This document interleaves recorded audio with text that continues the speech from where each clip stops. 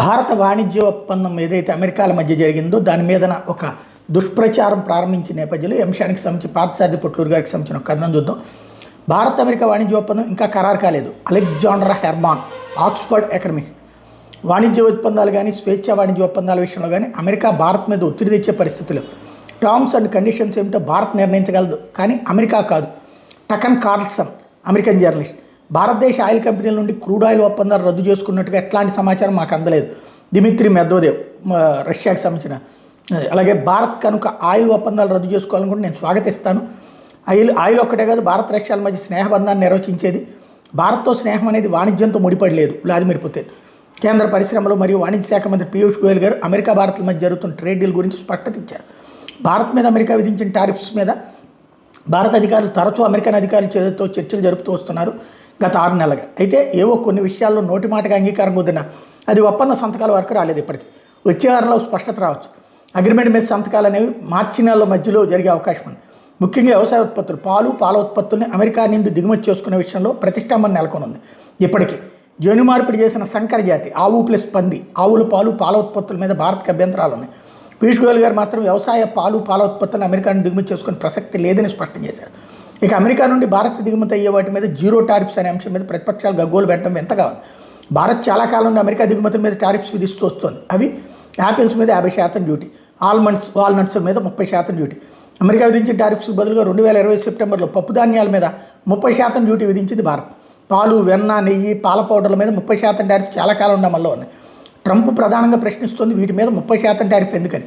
వారం రోజుల క్రితం ఆప్ రాజ్యసభ సభ్యుడు రాఘవ్ చద్దా రాజ్యసభలో మాట్లాడుతూ పాలను యూరియా డిటర్జెంట్స్తో కల్తీ చేస్తున్నారు వాపోయారు. ఇది నిజమే, కానీ ఇన్నాళ్ళు మౌనంగా ఉండి సరిగ్గా భారత అధికారులు టారిఫ్స్ మీద చర్చలు జరుగుతున్న సమయంలో రాజ్యసభలో పాల కల్తీ మీద మాట్లాడడం అనుమానాలకు తావిచ్చినట్టు అవుతుంది. ఆల్కహాలిక్ బెవరేజెస్ హై టారిఫ్స్ ఉన్నాయి. వైన్స్ అండ్ స్పిరిట్స్ మీద, ఆటోమొబైల్స్ మరియు మోటార్ సైకిల్స్ మీద 70 నుండి 110% టారిఫ్స్ ఉన్నాయి. ఎలక్ట్రానిక్స్ మరియు ఐటీ ఉత్పత్తులు, నెట్వర్కింగ్ స్విచెస్, రోటర్లు మరియు టెలికమ్యూనికేషన్ ఇన్స్ట్రుమెంట్స్ మీద 10 నుండి 20% దాకా టారిఫ్స్ ఉన్నాయి. లగ్జరీ ఐటమ్స్, స్మార్ట్ ఫోన్లు, హై అండ్ ఎలక్ట్రానిక్స్ మరియు గుర్తించిన కొన్ని ఐటమ్స్ మీద హై టారిఫ్స్ ఉన్నాయి. ట్రంప్ చాలాసార్లు భారత్ మీద ఆరోపణలు చేశాడు. అమెరికన్ ఉత్పత్తుల మీద భారత్ ఎక్కువ టారిఫ్స్ విధిస్తోంది చాలా కాలం నుండి, కాబట్టి మేము కూడా టారిఫ్స్ విధిస్తున్నామని. కొంత నిజం లేకపోలేదు, కానీ స్వదేశీ పరిశ్రమల రక్షణ కోసమైన అమెరికన్ థింక్ ట్యాంక్కి తెలుసు భారత్ రష్యా నుండి క్రూడ్ ఆయిల్ దిగుమతి తగ్గిస్తున్నది లేదా పూర్తిగా ఆపేస్తున్న దానిలో నిజాలేంటి. భారతదేశం ఏనాడు తన అవసరాల్లో 10% కంటే ఎక్కువ క్రూడ్ ఆయిల్ని రష్యా నుండి దిగుమతి చేసుకోలేదు. Saudi Arabia, Kuwait, Venezuela, Somalia, Iran, America, రష్యాలతో పాటు ఇతర వెస్ట్ ఆఫ్రికన్ దేశాల నుంచి చమురు కొనుగోలు చేస్తుంది. ఉక్రెయిన్ మీద రష్యా దాడి చేయక ముందు, అంటే 2022 ఫిబ్రవరికి ముందు భారతదేశం తన మొత్తం చమురు అవసరాల్లో 6% మాత్రమే కొంటూ వస్తుంది. 2022 ఏప్రిల్ నెలలో పుతిన్ తన క్రూడ్ ఆయిల్ని 25% డిస్కౌంట్ ధరకు అమ్ముతానని ఆఫర్ ఇవ్వడంతో అప్పటికే కాంట్రాక్ట్ ఇవ్వడం మూస్తున్న ఇతర దేశాల వాటిని రెన్యువల్ చేయకుండా రష్యాతో కొత్త కాంట్రాక్ట్స్ చేసుకోవడం మొదలుపెట్టింది. 2025 ఆగస్టు నాటికి భారత్ తన మొత్తం అవసరాలు 36% చమురు రష్యా నుండి పోయింది. పాత సోవియట్ యూనియన్ కానీ ప్రస్తుత రష్యాతో కానీ 36% అనేది అత్యధిక శాతం. 2025 ఆగస్టు తర్వాత క్రమంగా రష్యా నుండి కొనుగోలు తగ్గించుకుంటూ వచ్చి అది 24% దగ్గరికి చేరుకుంది. ట్రంప్ ఒత్తిడి ఉంది కనుక మరో 10% తగ్గించినా లేదా 2022 ఫిబ్రవరి ముందు ఉన్న 6%కి తగ్గించినా ఎవరికి నష్టం ఉండదు. పుతిన్ భారత్తో స్నేహం అనే చమురు కొనుగోలుతో ముడిపడలేదని ప్రకటించడం వెనక అర్థమైతే రష్యాతో ప్రస్తుత కాంట్రాక్ట్ 2026 నవంబర్తో ముగుస్తుంది, కాబట్టి కొత్తగా కాంట్రాక్ట్ ఏమీ ఉండదు. అలానే పూర్తిగా ఆపేసినట్టు కాదు, కనీసం 6% కొనుగోలు ఉంటుంది. దానికి ట్రంప్ అభ్యంతరం చెప్పారు. ట్రంప్ అభ్యంతరం ఏంటంటే భారత్ రష్యా నుండి ఆయిల్ కొనడం వల్ల రష్యా సుదీర్ఘకాలం ఉక్రెయిన్తో యుద్ధం చేయగలుగుతుందని. పుతిన్ ఇప్పటికే రహస్యంగా ఆయిల్ ట్యాంకులు వేరే దేశాల్లో రిజిస్టర్ చేయించాడు. వాటికి ఇన్సూరెన్స్ చైనా కంపెనీలు చేస్తున్నాయి, కాబట్టి అమెరికా గుర్తించడం కష్టం. ఆయిల్ ట్యాంకర్ను రిజిస్టర్ చేయడం, వాటికి ఇన్సూరెన్స్ చేయడం మీద అమెరికన్ కంపెనీలదే ఆధిపత్యం. వాటిని బైపాస్ చేసేసే రష్యా, చైనా, బ్రెజిల్ దేశాలు. ఈ కరెన్సీ అయితే డాలర్ కాదు. అమెరికా ఏం చేయగలదు? భారత్ రష్యా నుండి అధిక శాతం కొనుగోలు తగ్గిస్తుంది, కానీ అసలుకే ఆపేది.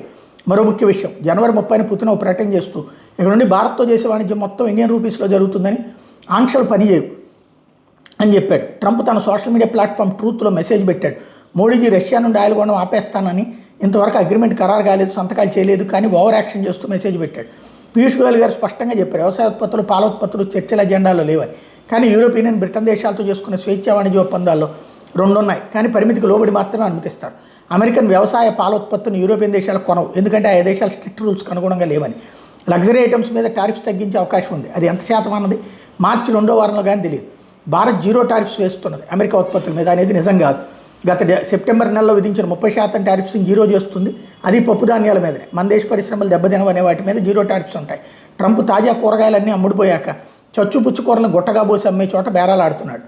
ఒకసారి ఇవి చూడండి. జనవరి 19, 2026 దుబాయ్ $3 బిలియన్ ఎల్ఎన్జీని భారత్కి సప్లై చేయడానికి ఒప్పందం చేసుకుంది కేవలం 2 గంటల్లో. ఎందుకంటే ఖతార్తో భారత్ ఒప్పందం చేసుకునే అవకాశం ఉందని తెలుసుకుని మరి భారత్ వచ్చి ఒప్పందాన్ని చేసుకుంది. అఫ్కోర్స్ దుబాయ్లో ఆయుధాలు తయారవుతాయి, వాటి విషయంలో కూడా కొన్ని ఒప్పందాలు చేసుకుంది. జనవరి 27, 2026 European union free trade agreement మీద సంతకాలు చేసింది.